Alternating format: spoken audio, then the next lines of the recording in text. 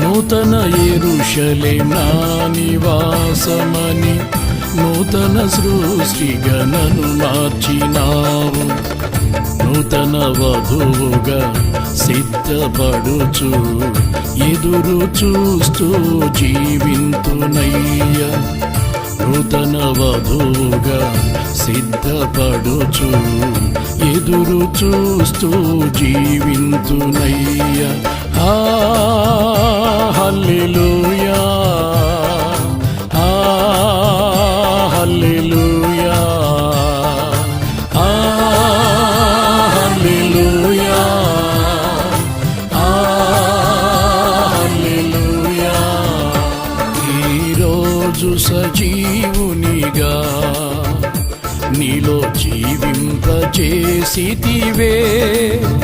రక్షణానంద భరితుడనై